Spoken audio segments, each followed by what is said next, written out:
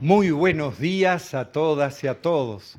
Una alegría de celebrar junto a ustedes en este tercer domingo durante el año, en este 24 de enero que comenzamos esta celebración en el nombre del Padre, del Hijo y del Espíritu Santo. Amén. Que el Dios de la paz y la esperanza, que la presencia de nuestra Madre la Virgen esté siempre con todas y todos ustedes.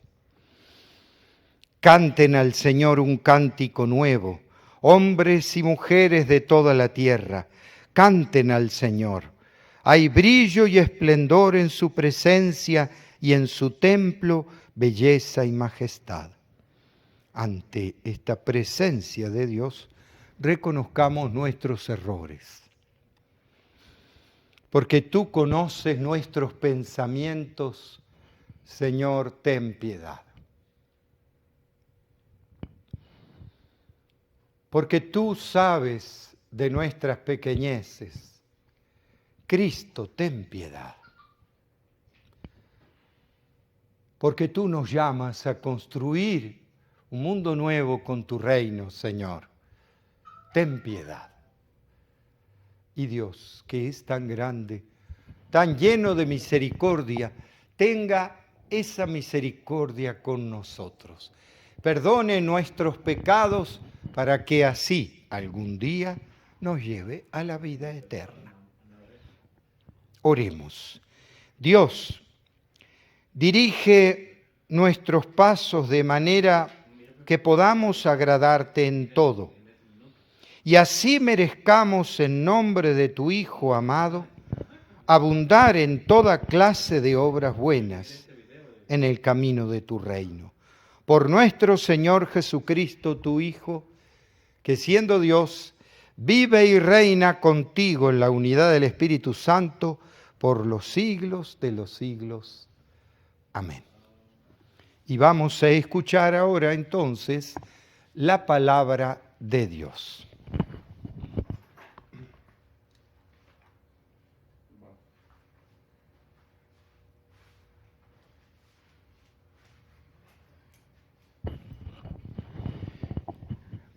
Y la primera lectura es del profeta Jonás. En aquellos días el Señor volvió a hablar a Jonás y le dijo: levántate y vete a Nínive, la gran capital, para anunciar ahí el mensaje que te voy a indicar. Se levantó Jonás y se fue a Nínive como le había mandado el Señor. Nínive era una ciudad enorme. Hacían falta 3 días para recorrerla.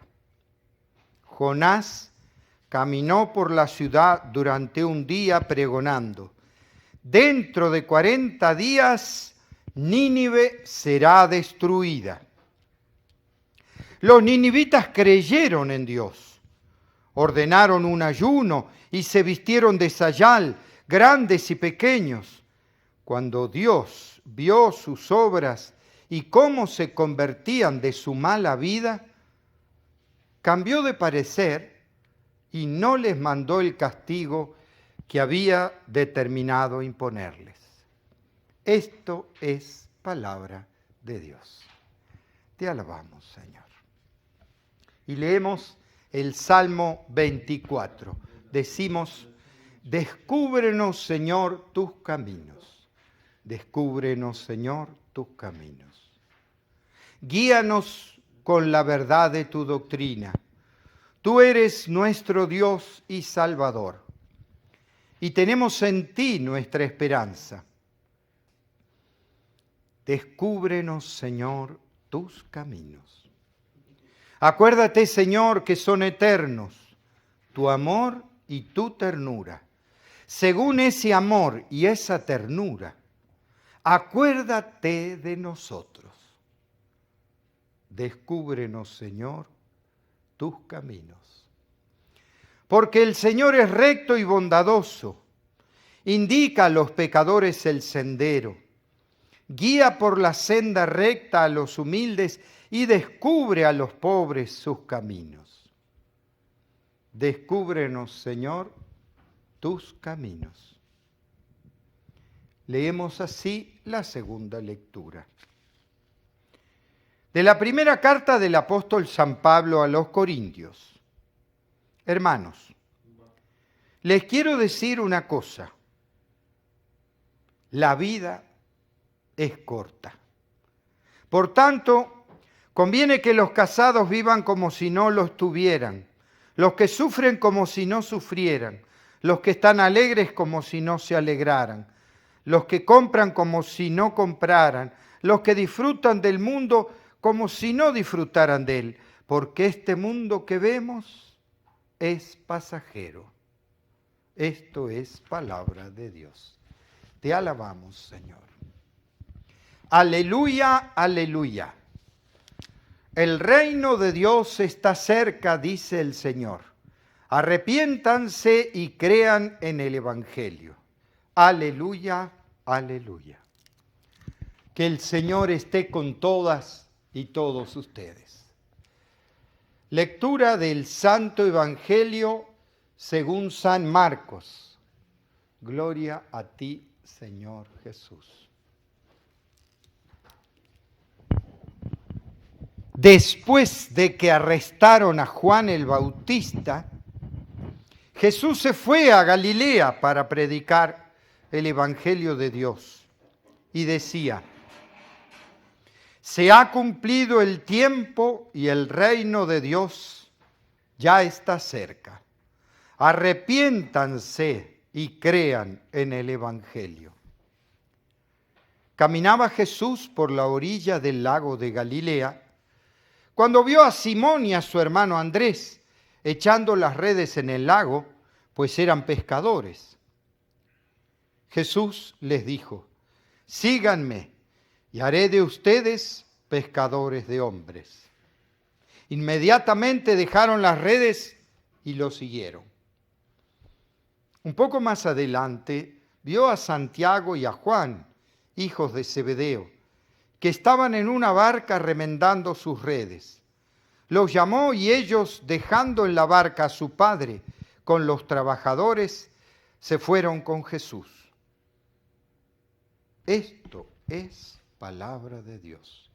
Te alabamos, Señor. ¿Y qué nos dice este lenguaje? ¿Qué mensaje nos deja? Que en realidad yo quiero primero hablar del tema de la primera lectura, que es Jonás, el profeta Jonás. Porque en realidad, en la segunda lectura, y tanto en la primera como en la segunda lectura, el tema es continuación del domingo pasado. Ustedes se acuerdan, el primer domingo fue el bautismo del Señor. El segundo domingo fue el Evangelio de Juan, el tema del llamado, la vocación. Y nuevamente, este domingo tenemos el tema nuevamente de la vocación, que como el domingo pasado tengo que decir, en un tiempo se creía que vocación tenían solamente los sacerdotes, las religiosas, como que eso era una radicalidad de vocación, y entonces a eso se refiere la vocación porque son los discípulos de Jesús. Pero en realidad Jesús hizo discípulos a muchos, algunos eran apóstoles, algunos a distintas cosas, pero el discipulado es para todos los bautizados, no solo para sacerdotes o religiosas, que ellos tenemos un llamado distinto. Pero distinto no quiere decir mejor ni peor tampoco. Quiere decir un llamado especial. Pero a todos Dios nos llama. Insisto en esto porque si no parece que textos evangélicos como este serían solo para consagrados y consagradas. Y no lo es. Es para cualquiera que, de hecho, si está vivo, tiene un llamado a vivir en familia, a vivir en un trabajo, en el otro, pero siempre será el llamado al proyecto de Jesús, al proyecto del reino. No importa el trabajo y la manera en que yo tenga que vivir o viva. importa cómo escucho yo a Dios, cómo siento mi vocación. Vocación quiere decir llamado. ¿Y cuál es mi llamado? ¿Cuáles son mis características, mis virtudes, mis defectos? ¿En qué puedo hacer crecer esta semilla del reino en mí y, por supuesto, en los demás? Porque a veces este tema del llamado es una negación. Y uno dice, ¿por qué una negación? Porque en el Evangelio, en la primera lectura del profeta Jonás, yo les recomiendo que lean al profeta Jonás, que es muy corto el libro. ¿Por qué? Porque acá solamente un puñadito de versículos dice que Jonás obedeció al Señor. Pero así no fue, no es el libro de Jonás así. Jonás, cuando Dios lo llama y le invita a que vaya a Nínive, en vez de irse a Nínive, tomó un barco para el otro lado. O sea, en realidad él es el antiprofeta, quiso escapar del llamado de Dios. En vez de ir hacia Nínive, se tomó un barco en el lado opuesto. ¿Y qué pasó con el barco? Ustedes, si no conocen la historia, se la recomiendo. Se desata una gran tormenta y en el barco dicen, ¿por qué será que nos castiga Dios con esto? Vamos a hundirnos y a morir todos. Entonces el profeta Jonás dice, es por culpa mía. ¿Y por qué? Porque yo me negué a escuchar el llamado de Dios. No quise escucharlo. Pero ¿y entonces qué tenemos que hacer? Tírenme al mar. Que Dios se haga cargo de mí. Cuando ustedes me tiren al mar, la tormenta va a pasar. O sea, Jonás reconoció que esa tormenta o ese castigo era porque él se había negado al llamado de Dios y en vez de ir hacia Nínive, tomó un barco que iba hacia el lado opuesto. ¿Y qué pasa? Ellos no querían tirarlo al agua porque dice, vas a morir y los culpables vamos a ser nosotros y Dios nos va a castigar. Y entonces él le asegura y le afirma, no importa, ustedes tienen que tirarme para que ustedes queden en paz y no carguen con la culpa. Y entonces efectivamente lo tiran al mar y ¿qué sucede? Una ballena, cuando lo tiran al mar, se lo traga. ¿Y qué hace? Se lo traga a Jonás y lo lleva hasta Nínive. Y en las playas de Nínive lo vomita. Y entonces ahí sí que el profeta Jonás toma su misión. ¿Y cuál era la misión? Avisar que Nínive iba a ser destruida, iba a ser castigada por sus pecados. Fíjense que este relato del Evangelio de Jonás es un parámetro, como un paralelo de la señal de Jonás, dice Jesús en alguna parte del Evangelio. ¿Cuál es la señal de Jonás? Estar 3 días en el vientre de la madre, en el vientre de la ballena, ¿ves? Estar 3 días allá y después como resucitar, revivir. ¿Ve? El Hijo del Hombre tiene que estar también 3 días en la tierra para resucitar. Es todo como un paralelo entre la muerte y la resurrección de Jesús, ¿no? Que más tarde se ampliará en el Evangelio. Pero, ¿qué quiero decir? Jonás reconoce que en vez de serle fiel a Dios, escuchando el llamado, él lo rechaza y se va al lado opuesto. Y después, cuando la ballena lo vomita en Nínive, sí predica contra Nínive. Dicen 40 días, predica en 40 días, Nínive va a ser destruida. Pero ¿qué pasó? Pasó lo que escuchamos.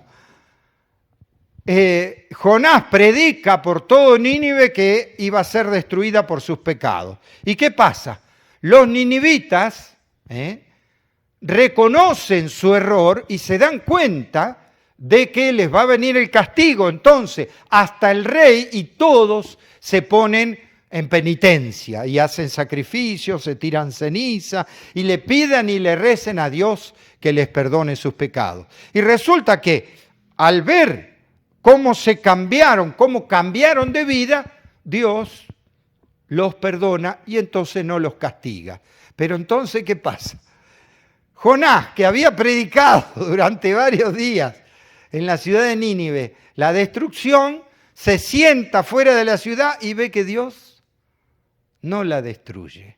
Y entonces dice, bueno, ya cumplí tu misión, pero ahora es mi vergüenza, porque yo prediqué y yo sabía que vos eras misericordioso y que entonces ahora que se convirtieron no mandaste el castigo, entonces mejor me entrego a morir. Se quería morir Jonás, pero Dios también le hace crecer una planta que le da sombra, al otro día se seca y él le da pena por la planta. Y dice, si vos te da pena por la planta, ¿cuánto más por un pueblo entero? No voy a tener misericordia. O sea, en el libro de Jonás muestra claramente el llamado, la fidelidad al llamado y la misericordia de Dios. Para lo que sea el llamado. Y uno dice, ¿tiene que ver esto también? Bueno, con el Evangelio es evidente porque es el comienzo de la predicación en el Evangelio de Marcos. El domingo pasado en el Evangelio de Juan. Pero este tema muchas veces nos queda picando lo de Jonás. ¿Y por qué lo digo? Porque en realidad Dios no obliga aunque llama. Fíjese, no obliga a hacer tal camino más cual camino. Nosotros somos libres. Y entonces yo tengo que decirle que soy testigo porque una vez me pasó un acontecimiento así muy fuerte. Cuando yo me había ordenado de diácono, o sea, ya estaba por ordenarme de cura, resulta que yo estaba haciendo pastoral y trabajaba, me encontré con un hombre, bueno, en una situación muy especial. La cuestión que el hombre me tuve que llevar a declarar y cuando yo iba en el camino, este hombre ya mayor, hombre, sí, con años, resulta que me dice, ¿vos sos diácono? Sí, le digo, ¿y entonces te vas a ordenar de cura? Sí, estoy en eso. Y entonces me dice, vos sabés que te tengo mucho respeto a vos. Yo digo, este hombre ni me conocía, ¿por qué me va a respetar? No, te tengo mucho respeto porque vos te atreviste a decirle que sí a Dios. Yo dije, bueno, mirá, hay algunos que tenemos el llamado, porque, bueno, y le decimos que sí a Dios, pero después discernimos. No, me dice, ¿sabés qué pasa? Yo no te estoy contando el contexto, yo te tengo que ser sincero. A mí Dios me llamó y yo tuve miedo y dije que no. Bueno, le digo, mire, a veces uno puede sentir una llamada, puede sentir que Dios me llama, pero después es otro el camino. Por ejemplo, tuve compañeros que empezaron conmigo el seminario, pero después dejaron, se dieron cuenta que no era su rumbo, que no era su camino, y son felices ahora. Se casaron con hijos, y bueno, cada uno, le digo, puede tener su llamado. Me dice, no, pero vos no me terminás de entender, me dijo. Yo te dije que a mí Dios me llamó. Yo te soy sincero. Yo me casé, tengo hijos y tengo nietos. Tengo una vida que yo puedo decir feliz, con mi mujer, con mis hijos y con mis nietos. Pero yo no me engaño a mí mismo. Yo sé que Dios me llamó y yo tuve miedo. Yo le dije que no me atreví. Por eso te respeto a vos, porque vos le dijiste que sí. Me cortó, sinceramente, me dejó cortado porque era indiscutible, digamos, no podía negarle que él, en su mayoría de edad, sí era consciente que Dios lo había llamado. Pero como Jonás no quiso, Dios le dio una vida igual feliz. Pero él seguía sintiendo en su corazón que no había querido escuchar a Dios. Miren ustedes.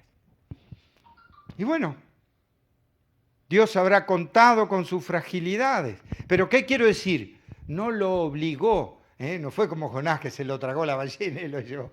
No, no lo obligó. Pero el llamado de la vida es para todos. No solo, insisto, para curas o monjas. Es un llamado para ser padre de familia, para tener una profesión, un trabajo, ser lo que sea, ingeniero, carpintero o lo que sea. ¿Por qué? Si lo que sea que somos lo hacemos bien, lo hacemos con la gracia de Dios, entonces podemos decir como la Virgen, el Señor hizo en mí maravillas. Hagamos lo que hagamos. Sí, en mi corazón está claro que es de Dios lo que estoy haciendo, que es el llamado que Dios me pide hacer, entonces mi corazón estará en paz. Y si no, tal vez me quede la espina en mi corazón. Yo podría haber sido otra cosa. Y además, yo diría, este tema del llamado no se cierra solo de una vez para siempre. ¿Por qué? Porque al principio uno puede tener un llamado para una cosa, después para otra y después para otra. ¿Por qué no? Yo sinceramente, primero fui sacerdote allí en Argentina, después sentí un llamado de peregrinar con Jesús y con la Virgen, me fui a México, caminé por todos los países de Latinoamérica y después discerní otra vez, me fui a otro país y discerní, no me tengo que inculturar con indígenas y vine acá y después me fui a la selva amazónica y uno dice, ¿por qué? ¿Quién me mandó? Dios me mandó. Yo los tenía que saber escuchar. Entonces yo estoy en paz. Amén de mis problemas, de mis fragilidades, de mis pequeñeces. Pero uno tiene que sentir en su corazón la tranquilidad que es el camino de Dios el que uno tomó. Y si en algún momento me dice que tengo que cambiar de camino, cambio de camino. A ver, ¿por qué? Porque siento que es de Dios, siento que es mi corazón. Y en ese sentido, muchos y todos tienen que tomar esas decisiones. ¿Cuántos que se van a Estados Unidos porque no tienen otro modo de trabajar? Y así como lo digo aquí, en África, en Siria y en cuanto han emigrado millones de personas. ¿Por qué? Porque han sentido que es de Dios, que ya no podían vivir ahí y tenían que marcharse. Por eso me queda claro la necesidad de solidaridad con los migrantes. Al revés de lo que están haciendo las naciones que están queriendo criminalizar y castigar a los migrantes. Cuando, si es de Dios, que les dice Dios a los migrantes que vayan al otro lado para vivir, hay que respetar eso. Y hay que cobijarlo. ¿Por qué? Porque su paz estará justamente en hacer el camino de Dios. Y hoy me pide una cosa, mañana otra. A veces cosas dolorosas, a veces cosas felices. Por eso es que en este Evangelio toma también un lenguaje muy frontal, diría yo, porque fíjense que dice, primero el tiempo se ha cumplido, el reino de Dios está cerca. Acuérdense que el fin de los tiempos, el tiempo que se cumple para los judíos, no era el fin del mundo, era el tiempo mesiánico. Por eso Jesús dice, este es el fin de los tiempos. ¿Por qué? Porque Él era el Mesías. Y porque ya venía a traer la buena noticia del Dios con nosotros. Ese el tiempo se ha cumplido. ¿Ve? Pero además, esa es la misión de Jesús. El proyecto de Jesús es su misión, el reino de los cielos. Y entonces aquí empieza a llamar, a la orilla del lago de Galilea, vio a Simón y a su hermano Andrés echando la red al lago, pues eran pescadores, le dijo, sígame, yo los haré pescadores de hombres. Y en ese momento dejaron la red y lo siguieron. Por supuesto que no vamos a pensar que fue así, históricamente. Ese es un lenguaje, una manera de decir que era tan fuerte el llamado de Jesús que provocaba una radicalidad de cambio de vida. Pero ciertamente no tuvo que haber sido. Pasaba uno caminando, me dice, vení, seguime y yo lo haré pescador. Y ya todos van a dejar todo. A ver, tuvo que haber un contexto. ¿Se acuerdan lo que leíamos el domingo pasado?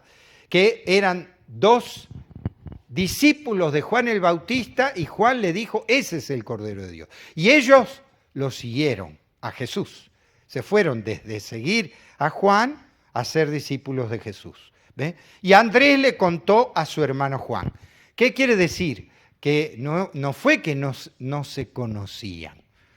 Claro que Jesús tuvo que haber conocido la familia de Andrés y de Simón y la familia de Santiago y Juan. Conociendo, porque fíjense que son dos parejas de hermanos. Quiere decir que Jesús tuvo que haber conocido a esa familia y a la otra familia. Y entonces, como que ellos se decidieron a seguirlo. Vieron que en Jesús estaba el Mesías y un proyecto nuevo de vida. Y por eso la radicalidad, inclusive Santiago y Juan, de dejar a su padre y seguirlo a Jesús. O sea, entrar en el proyecto del reino. ¿Ve? Descubrir que es el llamado de Dios. ¿Ve? Eso me parece que es importante como mensaje. Jesús nos llama a todos. ¿A qué? Bueno, cada uno tendrá que discernir, pero ciertamente que fíjense que acá llama 2 hermanos y otros 2 hermanos para seguirlo a él. ¿Qué quiere decir? Que no solo es un llamado individual. Jesús está haciendo una comunidad de discípulos. A ver, una común unidad. No es que se puso a predicar él solo y que venga el que venga. No. En un contexto familiar, de amistad, con una familia de Andrés y Simón, de Santiago y de Juan, ahí llama a sus primeros discípulos para armar una común unidad. Será con esa comunidad de discípulos que empieza la evangelización. Quiere decir que mi llamado no es solo personal, siempre es comunitario. Sea una comunidad familiar, una comunidad de trabajo, una comunidad social en un barrio, una comunidad, pero siempre el llamado de Dios tiene que ver no solo conmigo como algo individual, sino con mis virtudes y defectos para hacer una comunidad de llamado, para hacer un compartir con los otros. Y por eso es que automáticamente ellos, como Jesús, se hacen misioneros. ¿Por qué? Porque han encontrado un camino nuevo, el camino del reino, al que nos llama Dios a todos, de un modo, del otro, no importa cómo. Lo cierto es que siempre nos hace ser comunidad, no solitariedad, no individualismo. Yo mismo no funcionaría como cura si no tengo un clero, una diócesis, por ejemplo, que me acoge para ser misionero. ¿Ve? O sea, una comunidad eclesial, como también me dan a mí una parroquia, o sea, una comunidad de hermanos y hermanas para acompañarlos en la vida. Siempre nuestros llamados tienen que ver con los demás y con una comunidad. En un tiempo donde el individualismo nos mina, vendría a ser la vida, siempre tenemos que pensar en lo comunitario, en los demás. Vamos a pedirle, como dice el Salmo, descúbrenos, Señor, tus caminos. Vamos a pedirle a Dios que nos haga descubrir sus caminos. Y por eso vamos a rezar. Por supuesto, en la oración siempre estará por esta pandemia, que todavía estamos tratando de superar, quiera Dios, con las vacunas y demás. Vamos a pedir por ellos. Y en especial, en esta misa, yo quiero pedir por todos los inmigrantes, que en algunos lugares como en Guatemala los están maltratando injustamente, y que es nuestro deber de cristianos cobijar al forastero, al inmigrante, porque tuve hambre y me diste de comer, era forastero y me cobijaste. realmente que encuentren en el camino la verdadera solidaridad cristiana que los anime a ese llamado solidario. Y entonces vamos a decir a cada intención: venga tu reino, Señor. Venga tu reino, Señor. Por el pueblo de Dios, para que sea para toda la humanidad primicia de la redención, germen fecundo de unidad y de esperanza, oremos. Venga tu reino, Señor. Por los pueblos que viven en violencia, para que el Señor les muestre siempre su amor y su ternura y nunca se olvide de mostrarles su camino, oremos al Señor. Venga a tu reino, Señor. Por quienes consagran su tiempo a aliviar los sufrimientos de los hermanos, para que en cada uno de ellos sepan reconocer la presencia y el rostro de Cristo, oremos. Venga tu reino, Señor. Por quienes no conocen a Dios, para que escuchen su palabra y puedan vivir el seguimiento y la acogida en los brazos del Padre, oremos. Venga a tu reino, Señor. Por nosotros, aquí reunidos, para que, animados y renovados por una mayor familiaridad y profundizar las Escrituras, podamos ayudar a otros a crecer en la fe, oremos. Venga a nosotros tu reino, Señor. Venga a nosotros tu reino para que seamos verdaderos testigos en tu comunidad. Te lo pedimos a ti que vives y reinas por los siglos de los siglos. Amén. Vamos a hacer el ofertorio.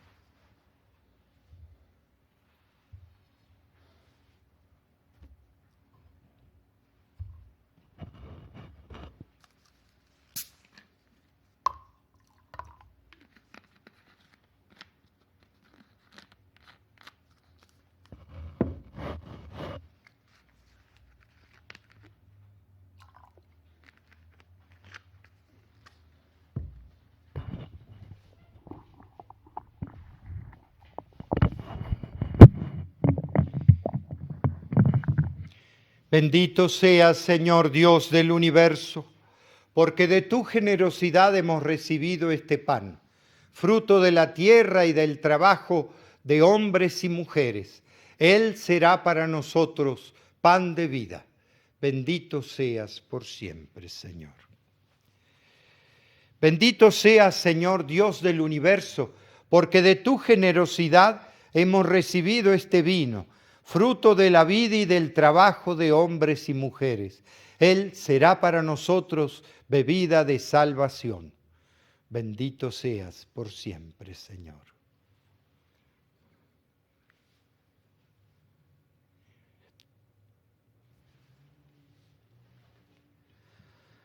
Recen para que este sacrificio nuestro sea agradable a Dios Padre Todopoderoso.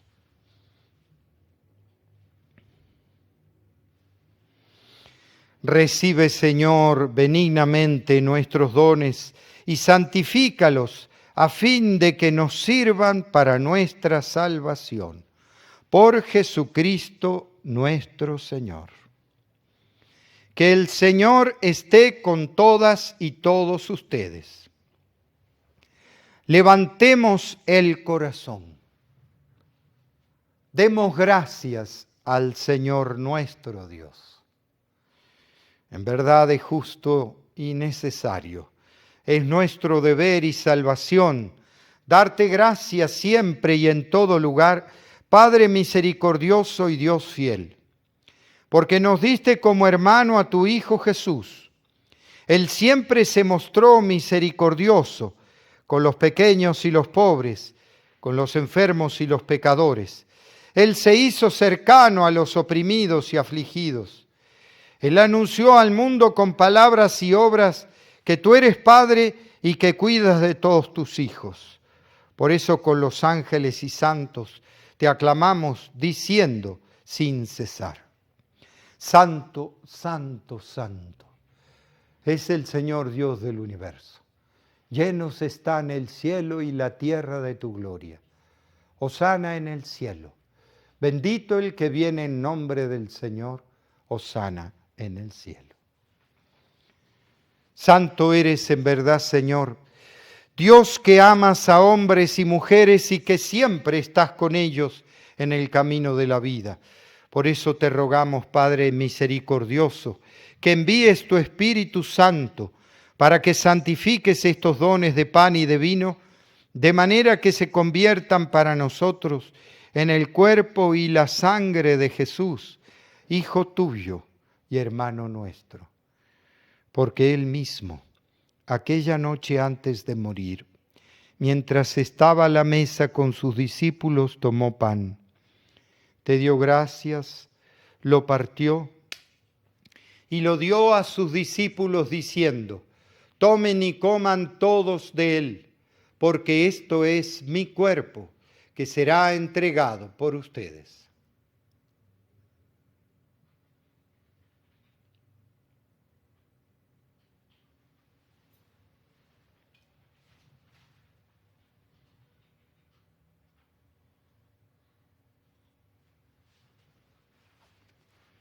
De la misma manera, después de cenar, tomó el cáliz, volvió a dar gracias y lo dio a sus discípulos diciendo: tomen y beban todos de él, porque este es el cáliz de mi sangre, sangre de la alianza nueva y eterna, que será derramada por ustedes y por todos los hombres y mujeres para el perdón de los pecados.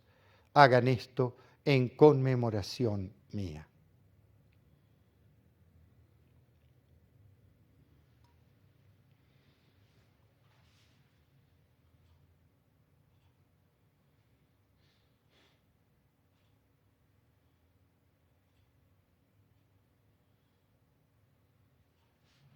Este es el misterio de la fe. Anunciamos tu muerte, proclamamos tu resurrección. Ven, Señor Jesús. Por eso, Padre Santo, al celebrar el memorial de Cristo, tu Hijo y nuestro hermano, a quien por su pasión y muerte en la cruz llevaste a la resurrección, anunciamos la obra de tu amor. Mira con bondad la ofrenda de tu iglesia, en la que se hace presente el sacrificio pascual de Cristo que se nos ha confiado, y concédenos por la fuerza del Espíritu de tu amor, ser contados ahora y siempre entre el número de los miembros de tu Hijo, cuyo cuerpo y sangre comulgamos. Lleva a tu iglesia, Señor, a la perfección en la fe y en la caridad, con nuestro Papa Francisco, nuestros obispos y todo el pueblo que adquiriste para ti. Abre nuestros ojos para que conozcamos las necesidades de los hermanos y hermanas. Inspíranos las palabras y las obras para confortar a los que están cansados y agobiados. Y haz que podamos servirlos con sinceridad, siguiendo el ejemplo y el mandato de Cristo. Que tu iglesia sea un vivo testimonio de verdad y libertad, de paz y justicia, para que todos se animen con una nueva esperanza. Acuérdate de nuestros hermanos y hermanas que murieron, de todos los difuntos cuya fe solo tú conociste. Admítelos a contemplar la luz de tu rostro. Ten misericordia de todos nosotros y cuando termine nuestra peregrinación por este mundo y nos llegue la muerte, concédenos llegar a la morada eterna, donde viviremos siempre contigo, con María la Virgen, Madre de Dios y Madre nuestra, con los apóstoles y los santos y los mártires. Te alabaremos y glorificaremos por Cristo, Señor nuestro. Por Cristo, con Él y en Él. A ti, Dios, Padre omnipotente, en la unidad del Espíritu Santo, todo honor y toda gloria por los siglos de los siglos. Con una gran confianza de sentirnos hijos de Dios llamados por Él, vamos a decirle: Padre nuestro que estás en el cielo, santificado sea tu nombre. Venga a nosotros tu reino. Hágase tu voluntad en la tierra como en el cielo. Danos hoy nuestro pan de cada día. Perdona nuestras ofensas, como también nosotros perdonamos a los que nos ofenden. No nos dejes caer en la tentación y líbranos del mal. Líbranos, Señor, de todos los males y concédenos la paz en nuestros días. ¿Para qué? Ayudados por tu misericordia, vivamos siempre libres de pecado y protegidos de toda perturbación, mientras esperamos la gloriosa venida de nuestro Salvador Jesucristo. Tuyo es el reino, tuyo el poder y la gloria por siempre, Señor. Señor Jesús, que dijiste a tus apóstoles: la paz les dejo, mi paz les doy. No tengas en cuenta nuestros pecados, sino la fe de tu Iglesia. Conforme a tu palabra, concédele la paz y la unidad. Tú que vives y reinas por los siglos de los siglos. Que la paz de Jesús esté siempre con ustedes. Nos damos la paz.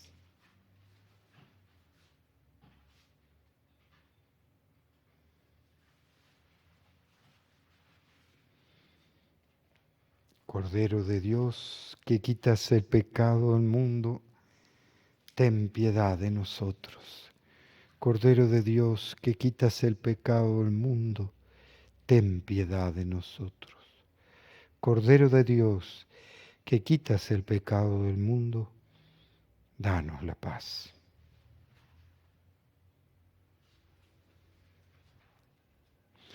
Este es Jesús, el Hijo de María. Felices los invitados a esta mesa del Señor. Señor, no soy digno de que entres en mi casa, pero una palabra tuya bastará para sanar.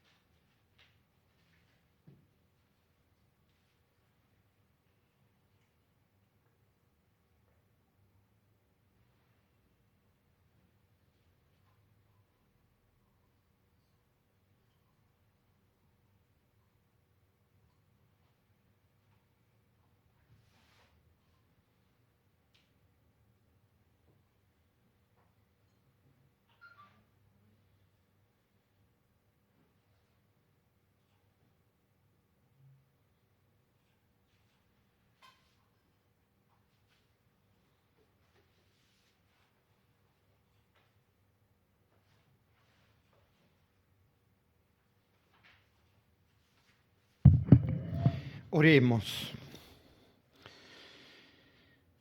Concédenos, Dios, que al experimentar el efecto vivificante de tu gracia, nos sintamos siempre dichosos por este don tuyo del llamado a la vida, a la misión de nuestra vida.